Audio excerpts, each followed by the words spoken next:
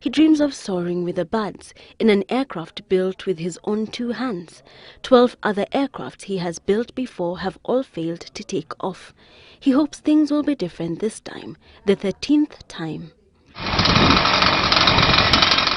The engines roar to life, and then Upendo is out of his hands and down what passes as a runway.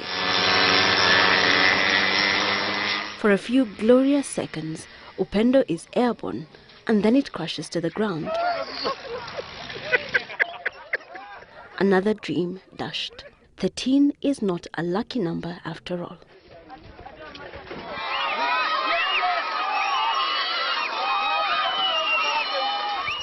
And when the time came, the homemade plane was towered by a car to gain the required speed to take off, but seems to be more obsessed with the ground than the air, failing to take off.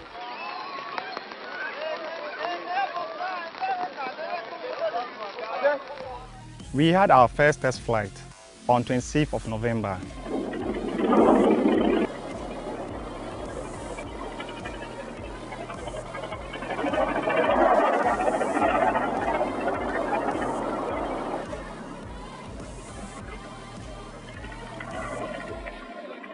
We tested the speed of the aircraft and it was okay.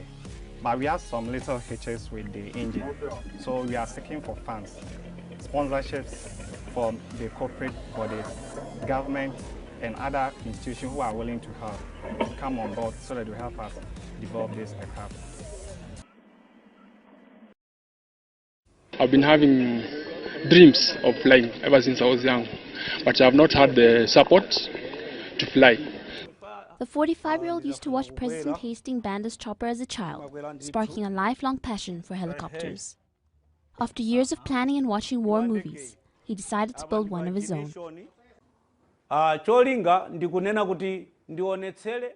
My intention is to show to Malawi that Malawians too can do what the whites do. We had some challenges with the wiring system resulting in short circuits, but slowly everything has been sorted out.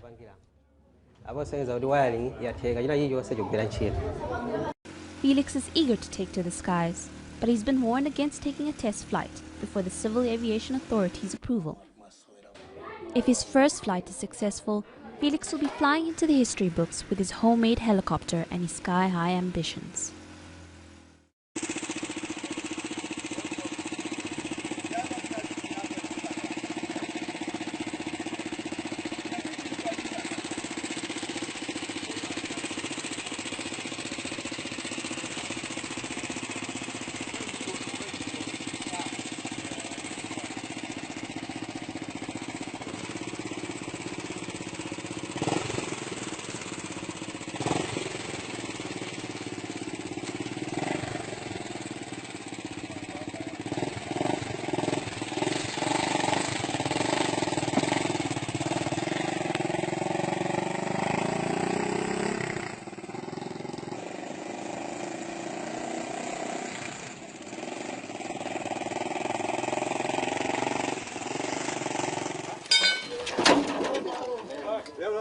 Thursday last week, Gabriel Ndarito was confident his twin-seater aircraft was ready for trials, a step that would either elevate him to a pioneer in aircraft manufacturing in Kenya or leave him trying. But he encountered the first challenge at his backyard. The plane would not fit into the truck he had hired to transport it to Kangundo for the trials. But Gabriel and his team did not anticipate the mishap that followed. The plane collapsed. But that did not mean the end of the road. The mechanics did their part to restore it. And the IT specialist turned pilot, who admits has never seen the inside of a cockpit, did his.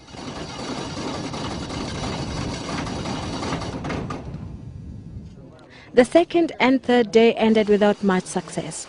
But by Sunday, the team had done everything in their power to get this plane powered by a Toyota NZD engine and a chloride oxide battery to make sure it would fly. Even if we are able to make it 3 feet or 4 feet, we believe we will have moved a big step. So in a spirited mood, they gave the aircraft the push they thought it needed to gain momentum for takeoff. A crowd had formed, anxious to see a potentially historic moment. But just when it seemed ready to take the leap, it diverted from the runway and collapsed once again.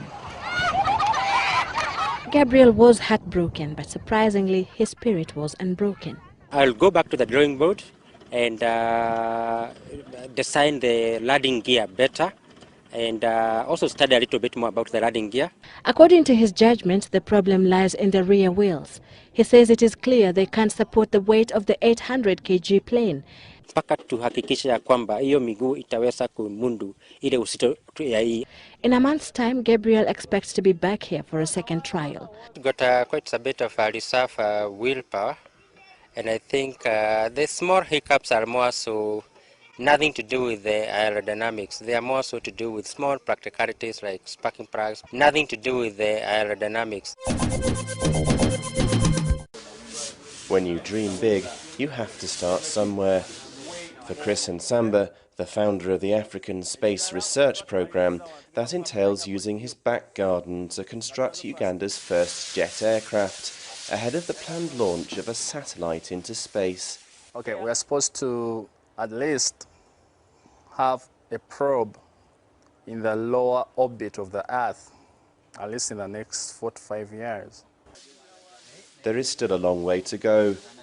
The engine for this prototype is yet to be built.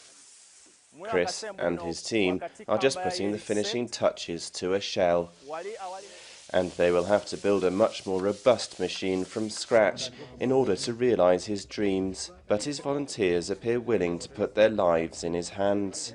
As we take this project up, I expect to be one of the participating flying pilots for this project. So far, the programme has received a modest $80,000 or so in private donations. But its prospects have been boosted by an official pledge of support from Uganda's government, which is donating an undisclosed sum. The President has talked to them on phone, and based on my report, he has agreed to give them some support. Reaction to the government's backing for the space programme from citizens on the streets of the capital, Kampala, has been largely positive. Right now we have the priorities to be invested in money like construction of roads, construction of hospitals. Even the healthcare is in a very bad state. It's really a good idea, but it needs some time to invest money. Space research, to me, I think is very important. It's very paramount because, first of all, it will educate our people.